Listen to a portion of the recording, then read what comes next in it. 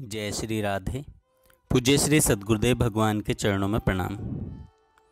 आज से हम पूज्य संत श्री रामचंद्र केशव डोंगरे जी महाराज द्वारा श्रीमद् भागवत के प्रसंगों को, जो कि गीता प्रेस कल्याण में छपे थे, उसको एक पुस्तकाकार रूप में भागवत नवनीत नाम की गीता प्रेस की पुस्तक में छापा गया है। नित्य हम उसी का पाठन करेंगे। आइए आज से उसे शुरू करते हैं। श्री गणेशाय नमः। श्री हरि। प्रस्तावना।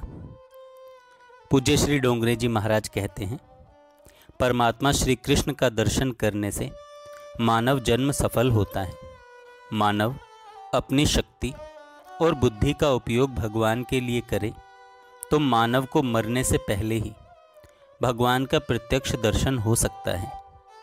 मानव शरीर की यह विशेषता है कि भोग और भगवान दोनों ही इस शरीर में मिलते हैं। मानवेतर सभी प्राणियों को केवल भोग मिलता है, भगवान का दर्शन नहीं होता। सुख भोगने से दुख का अंत नहीं होता। राजा हो या रंक या स्वर्ग का देव ही क्यों न हो, बहुत सुख भोगने पर भी उसको शांति नहीं मिलती। श्री कृष्ण दर्शन से दुख की समाप्ति होती है। जब तक मानव आत्मस्वरूप में ही शांतिपूर्वक भगवान का दर्शन नहीं करता, तब तक दुख का अंत नहीं होता। इसलिए श्री कृष्ण दर्शन की इच्छा रखो। भगवान का दर्शन करने की इच्छा होते ही पाप छूटने लगता है, जबकि संसार का कोई भी भोग भोगने की इच्छा होते ही पाप का आरंभ होता है। श्री कृष्ण दर्शन की इच्छा रखकर जो साधन करता है, उसको सभी साधु संत आशीर्वाद देते हैं, किंतु जो भगवान को भूलकर माया में फंस जाता है, उसको कोई संत आशीर्वाद नहीं देते। आप भगवान का दर्शन करने की इच्छा रखकर साधन करो, इससे बहुत शांति मिलेगी। श्री राम कृष्ण दर्शन के लिए जो प्रयत्न नहीं करता, उसको अंतकाल में बहुत दुख होता है। भगवान का दर्शन करने की इच्छा शुभेच्छा है। शुभेच्छा जीवन और मरण को सुधारती है। अशुभ इच्छा जीवन को बिगाड़ती है और मरण को भी बिगाड़ती है। शुभ इच्छा को भगवान सफल करते हैं। शुभ शब्द का अर्थ है भगवान। भगवान के दर्शन की जिसको इच्छा है, भगवान के चरणों में जाने की जिसकी भावना है, उसकी वह शुभ इच्छा सफल होती है। कदाचित कोई साधारण मानव ऐसी इच्छा रखे कि इस जन्म में मैं करोड़पति बन जाऊं, तो यह अशक्य है। वह बहुत मेहनत करे तो भी करोड़पति नहीं हो सकता।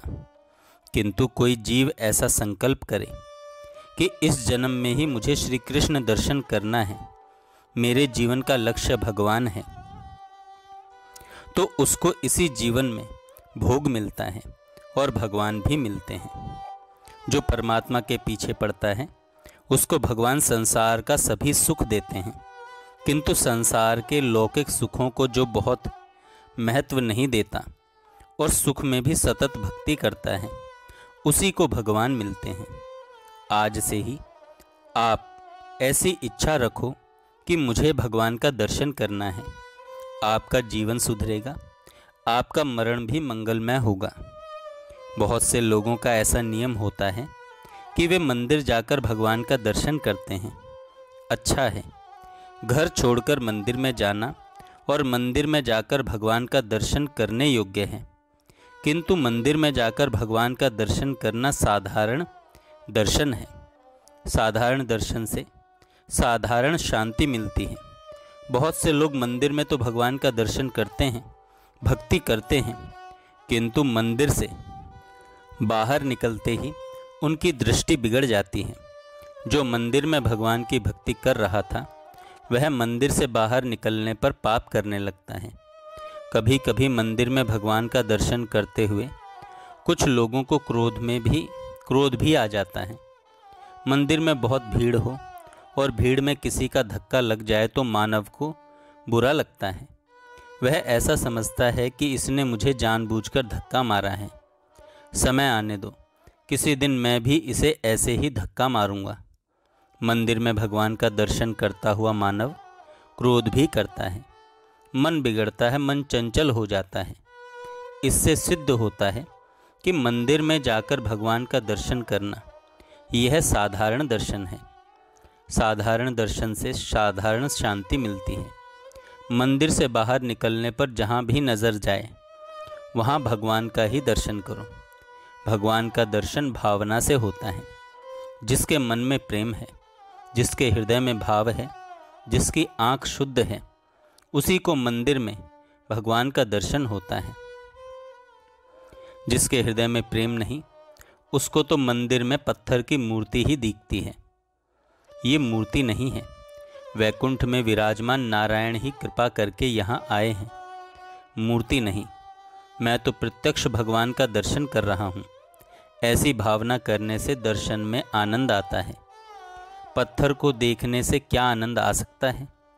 पत्थर की मूर्ति तो बाजार में, दुकान में है, वहाँ उसे देखने पर आनंद नहीं आता, किंतु मंदिर में दर्शन करने पर भावपूर्ण हृदय पिघलने लगता है। कभी लगता है भगवान आज बहुत प्रसन्न हैं। मेरे प्रभु मुझे देखकर गालों में धीरे धीरे हंस रहे हैं। पत्थर की मूर्ति कभी प्रसन्न नहीं होती, पत्थर की मूर्ति कभी नाराज भी नहीं होती। वैष्णवजन मंदिर में परमात्मा का दर्शन करते हैं। ये साक्षात नारायण हैं। लोहे को अग्नि में तपाने से वह लोखंड नहीं रहता, अग्नि हो जाता है। लोहे में जिस प्रकार अग्नि का प्रवेश होता है, उसी प्रकार मूर्ति में परमात्मा का प्रवेश होता है। मंदिर में भी भावना करनी पड़ती है। मंदिर के बाहर निकलने के बाद जो कुछ दिखाई देता है, उसमें भी भगवान की भावना क्यों नहीं करते? आँख को जो दिखता है वह सब भगवान ही है। ऐसी भावना करो। सृष्टि को सुधारना अशक्य है, अपनी दृष्टि को सुधारो। इस संसार को कोई सुधार सका नहीं। जिसने अपनी दृष्टि को सुधार लिया है, उसको जगत में बिगड़ा हुआ कुछ दिखता ही नहीं। तुलसीदास जी महाराज को जगत में कोई स्त्री दिखती नहीं, कोई पुरुष दिखता नहीं। सिया राम मैं सब जग जानी, करूं प्रणाम जोर जुग पानी। भक्तों की दृष्टि जहाँ भी जाती है, वहाँ उनको भगवान का ही दर्शन होता है। भावना से भगवान दिखते हैं। किसी की देह को काहे को देखते हो? जो देह को देखता है उसको देव का दर्शन कभी नहीं होता। देह तो मल मूत्र से भरा हुआ है। जो देह को सुंदर समझता है वह ईश्वर से बहुत दूर है। देह में जो सौंदर्य है वह देव का सौंदर्य है। देह में देव विराजमान है, इसलिए देह में सौंदर्य भासता है। देह से जब आत्मदेव बाहर निकलते हैं, तब देह को कोई घर में रखने के लिए भी तैयार नहीं होता। कई लोग तो उतावली करते भी नजर आते हैं, जल्दी बाहर निकालो नहीं तो वजन बढ़ जाएगा। मानव शरीर में भगवान न हो तो मानव बोल नहीं सकता। बोलने की शक्ति भगवान देते हैं, आँख को देखने की शक्ति भगवान देते हैं, कान को सुनने की शक्ति भगवान देते हैं। भगवान शक्ति न दें तो मानव जीभ रहते हुए भी गूंगा ही बना रहेगा, आँख रहने पर भी अंधा और कान रहते हुए भी बहरा बना रहेगा। इससे सिद्ध होता है कि देह में जो सौंदर्य और शक्ति है वह देव के कारण ही है। अतः किसी स्त्री को, किसी पुरुष को स्त्री या पुरुष भाव से नहीं, बल्कि भगवत भाव से देखने की आदत डालो। जगत के सभी स्त्री पुरुषों में भगवान है। देह सभी के भिन्न भिन्न हैं, किंतु देव सभी में एक है। प्रत्येक में भाव भगवान की भावना करो। 100 रुपये का नोट देखने में महज एक कागज का टुकड़ा ही होता है, किंतु बुद्धि कहती है कि वह कागज नहीं, रुपया है। आप उसे संभाल कर रखते हैं, आप उसे संभाल कर रखते हैं। आँख को नोट में एक पैसा भी दिखाई नहीं देता, किंतु बुद्धि कहती है वह कागज नहीं, धन है। इसी प्रकार प्रत्येक स्त्री पुरुष में बुद्धि से, भगवान से, भावना से भगवान का दर्शन करो। आपको बहुत शांति मिलेगी। मानव यदि मानव में भगवान का दर्शन करे तो मन बिगड़े नहीं। आज जगत में दुख बहुत बढ़ गया है। इसका यही कारण है कि मन बहुत बिगड़ गया है। मन बिगड़ने से दुख बढ़ता है। सभी को भगवत भाव से देखो। जगत के स्त्री पुरुषों में जो भगवान का दर्शन करता है उसको बहुत शांति मिलती है। सनातन धर्म तो कहता है पशु पक्षियों में भी भगवान का दर्शन करो।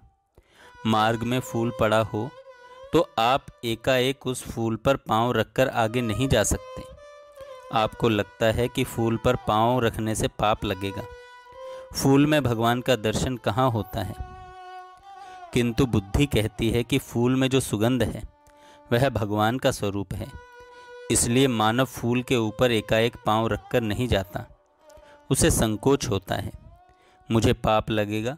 फूल में सुगंध रूप से भगवान ही विराजमान है। भगवान ही विराजमान है।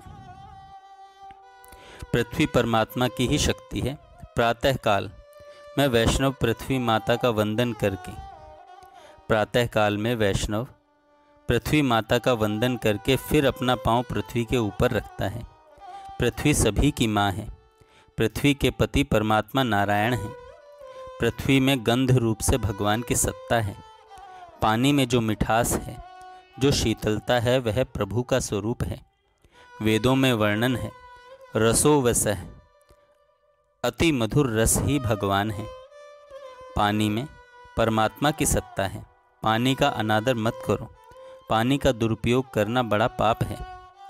पानी में भगवान है। पृथ्वी में परमात्मा है, अग्नि में परमात्मा है, वायु में भगवान है। जो भगवान वैकुंठ में है वही कृपा करके मंदिर में आए हैं। वही भगवान जगत के स्त्री पुरुषों में विराजमान है। वही भगवान सूक्ष्म रूप से पशु पक्षियों में भी हैं। राजा राजमहल में रहता है किंतु राजा की सत्ता उसके राज्य के अणु परमाणु में है। इसी प्रकार भगवान सभी में व्याप्त हैं। पृथ्वी, जल, तेज, वायु, आकाश में भी भगवान हैं। जो सभी में भावना से भगवान का दर्शन करता है और दर्शन करते हुए अपना देह भान भूल जाता है तो उसको आत्मस्वरूप में भगवान का दर्शन होता है। स्त्रीत्व और पुरुषत्व देह के भाव हैं। मनुष्य जब देह भाव को भूल जाता है तब उसे देव का दर्शन होता है। भगवान की भक्ति ऐसी करो कि आपको यह याद आए ही नहीं कि मैं स्त्री हूँ या पुरुष। देह भाव दुख देने वाला है। गोपियाँ सर्व में श्री कृष्ण का दर्शन करती हुई, श्री कृष्ण का स्मरण करती हुई अपने देह भान को भूल जाती थीं। गोपियों को देह भाव नहीं है। उनको याद नहीं आता कि किसी पुरुष के साथ उसका लग्न हुआ है, वे किसी की पत्नी हैं। गोपियों को याद नहीं आता कि वे किसी की बहन हैं। गोपियों को स्त्रीत्व का भी स्मरण नहीं है। तब अपने अंदर उन्हें श्री कृष्ण का दर्शन होता है। भागवत दर्शन शास्त्र है।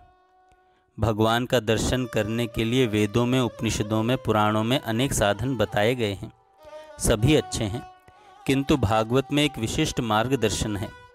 वेद भगवान कहते हैं कि आपको परमात्मा का दर्शन करना है तो सभी प्रवृत्तियों को छोड़ दो। वेदांत का सिद्धांत है सब कुछ छोड़ दो। परिपूर्ण वैराग्य हो, त्याग हो, तब भगवान का दर्शन होता है। किंतु सब कुछ छोड़ दो ऐसा बोलने वाला भी छोड़ता नहीं।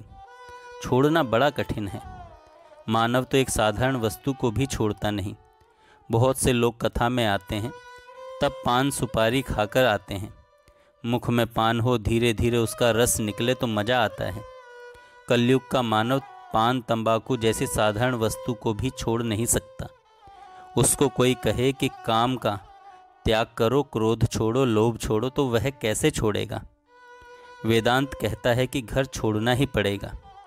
पूर्ण निवृत्ति लेकर ध्यान करें तब भगवान का दर्शन होता है। अरे जो लोग घर छोड़ देते हैं उनको भी दूसरा घर बनाने की इच्छा होती है। एक घर की ममता छोड़ दी तो दूसरे में फंस गए। कितने ही लोग घर छोड़कर गंगा किनारे जाते हैं किंतु वहाँ भी घर बना लेते हैं। भगवान ने जो घर दिया था वह क्या बुरा था? उसे छोड़ने की क्या ज़रूरत थी? घर में रहना है, घर छोड़ने की ज़रूरत नहीं है, क्योंकि घर छोड़ने पर भी जीव दूसरा घर बनाता है। भागवत में मार्गदर्शन किया है। ममता भगवान में रखो, घर में ममता रखना नहीं।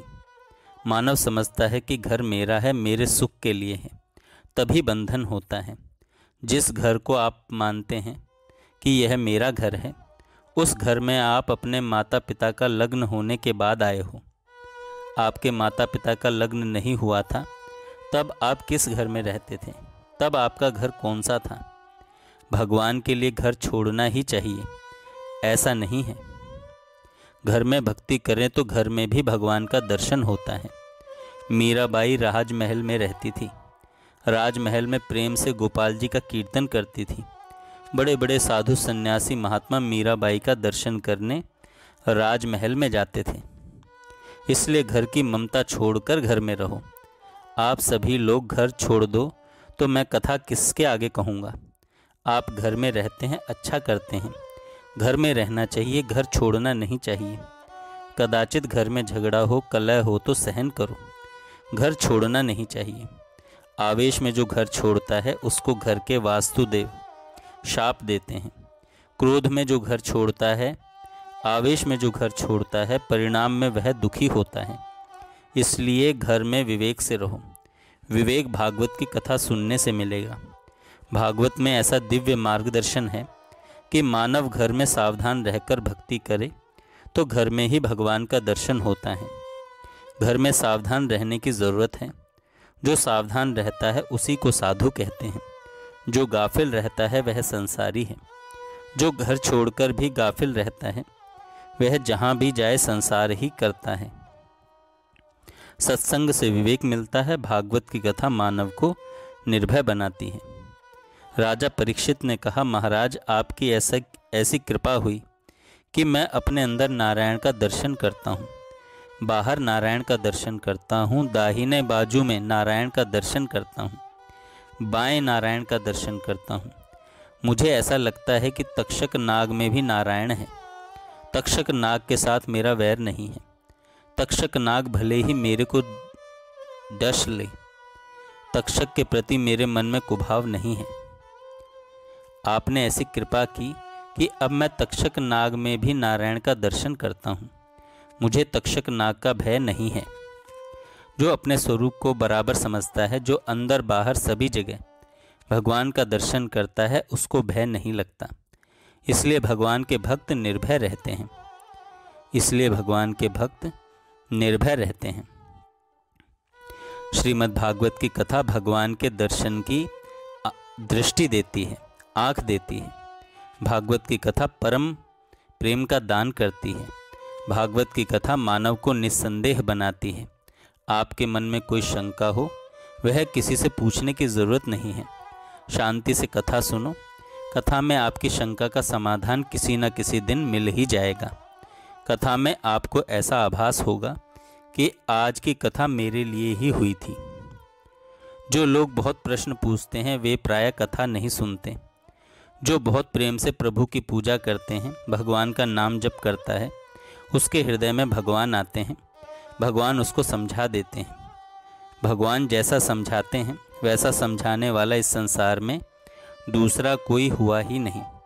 जो प्रेम से पूजा नहीं करता वही प्रश्न पूछता है। जो प्रेम से भगवान का नाम जप नहीं करता वही प्रश्न पूछता है। यह कथा व्यास महर्षि ने ऐसी कही है। संसार में महर्षि व्यास के समान महान बुद्धिमान कोई हुआ नहीं है और होने वाला भी नहीं है। मानव के मन में कैसी शंकाएं आती हैं, व्यास नारायण यह अच्छी तरह से जानते हैं। श्रीमद् भागवत के अंदर महर्षि व्यास ने इसमें कोई विषय छोड़ा ही नहीं। भागवत की समाप्ति पर सुखदेव जी महाराज ने राजा परीक्षित को कहा था, तुम्हारे मन में कोई शंका हो तो मुझसे प्रश्न करो। जब तक मैं बैठा हूँ तब तक तक्षक नाग नहीं आएगा। कदाचित आए तो मेरी नज़र पड़ने से उसका विष अमृत हो जाएगा। मैं विष को अमृत बना सकता हूँ। मेरी आँख में ऐसी शक्ति है। राजा परीक्षित ने कहा, अब मन में कोई शंका नहीं। अब मन में कोई शंका नहीं है। आपने बहुत कृपा करी।